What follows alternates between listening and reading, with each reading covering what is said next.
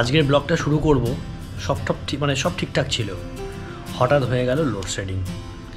আর এই গরমের মধ্যে লোডশেডিং মানে আলো না আসলে তো ভালো করে হবে না, কিন্তু পাখার তো দরকার। হাওয়াটা খাই, তোমাদেরকেও দেখাই। আপাতত হাওয়া টাওয়া খেয়ে নিই, ঠিকঠাক রাখি, নিজেদের মেকআপ টেকআপ যা করেছি সেগুলো ঠিক রাখি, তারপর ব্লগটা শুরু করব কারেন্টটা আসলেই।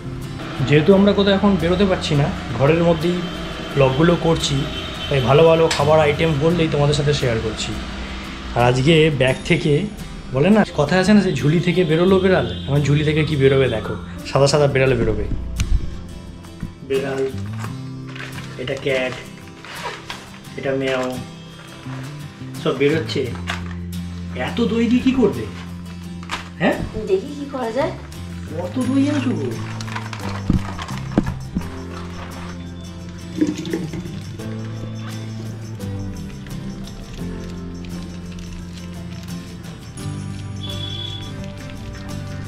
এত দই দিয়ে কি করবে?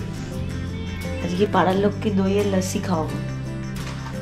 দইয়ের পর দই ঢালা হচ্ছে হাঁড়িতে, জানি না আজকে কি হচ্ছে। এদিকে আছে আবার বিউলির ডাল বাটা। ব্যাপারটা কীরকম একটা সন্দেহজনক লাগছে, জিনিসটা কি করতে চলেছে। আসলে কি যে বানাচ্ছে কে জানে, তবে আমার যতদূর মনে হচ্ছে, মানে আমার অভিজ্ঞতায় মনে হচ্ছে দই বড়া। দেখা যাক, মানে লাস্ট অবধি কী হয় সেটার জন্য অপেক্ষা করছি। এবার আমার কাজ আছে, এই যে দইগুলো, এই দইটাকে বললো কি ফাটাতে হবে, আর যদি কিছুই ফাটাইনি, দেখি দই কীভাবে ফাটাই, বলছি আমি তোমাদের শিখিয়ে দেবো, দেখা যাক।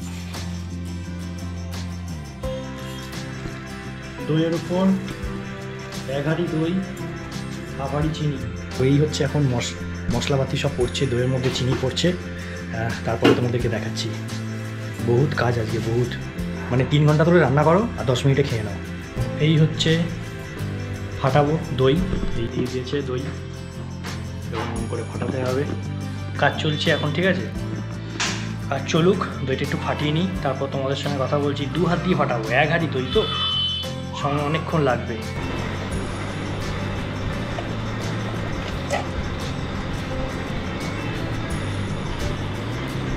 চলছে কাজ এখন, দই ফাটানো মানে পুরোটাই কমপ্লিট হয়ে এসছে, লাস্ট ফিনিশিং চলছে।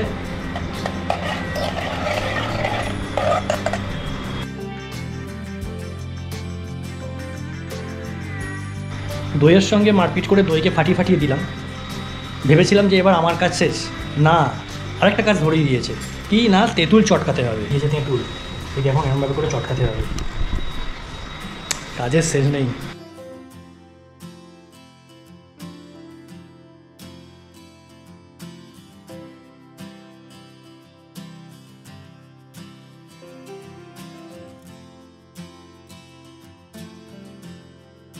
মানে আমি আন্দাজ করতে পেরেছিলাম যে দই বড়া সেটাই হচ্ছে, আমাকে তো বলে না, বলে সারপ্রাইজ আছে, এটাই তো বড় ব্যাপার না।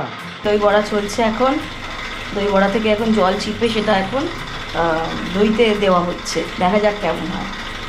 যা দই বড়া করছে, আমি তো ওই মেলায় বসতে পারতাম। মানে এখন তো সবচেয়ে বড় ফেমাস হচ্ছে বকুলতলা মেলা, আমি বলছিলাম বকুলতলায় মেলায় বসবে নাকি দই বড়া নিয়ে। তো ওইদিকে এখনও রান্নাবান্না চলছে, তো আমার এখন মোটামুটি কাজ নেই।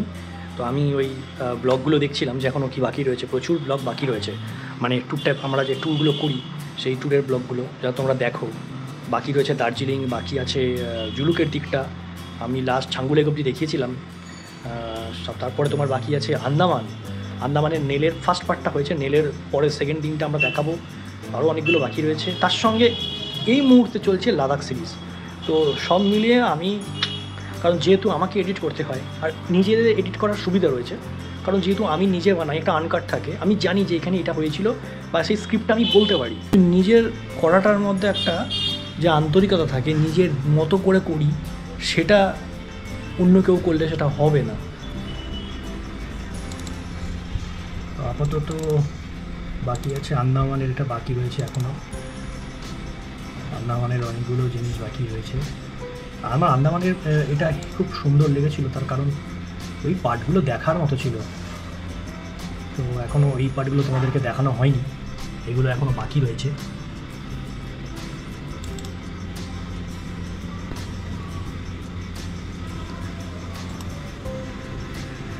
এগুলো এখনও বাকি রয়েছে, এগুলো তোমাদেরকে দেখাবো, চেষ্টা করছি লাদাখটা তাড়াতাড়ি শেষ করে এগুলোতে ফিরে আসা। আর এই হচ্ছে লাদাখ, স্বপ্নের লাদাখ, সত্যি কথা। যারা এখনও দেখোনি দেখে নাও, আর যারা দেখেছে তারা জানে কতটা সুন্দর। আমাদের অলরেডি কিন্তু 4টে পর্ব এসে গেছে, আর সবে আমরা লে ঢুকেছি, আমি সেই অবধি শেষ হয়েছে আমাদের। লাদাখের এই রাস্তাটা আমার সবচেয়ে সেরা লেগেছে। এটা হচ্ছে খারদুংলা।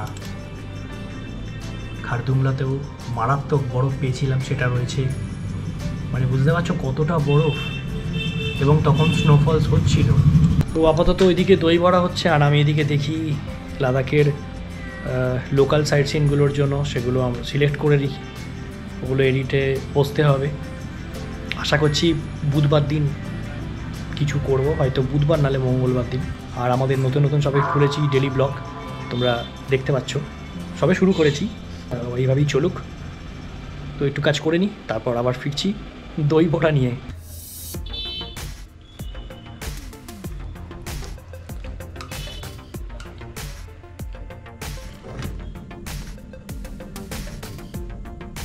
কী দেওয়া হচ্ছে এগুলো? এগুলো চাটনি, তেঁতুলের চাটনি।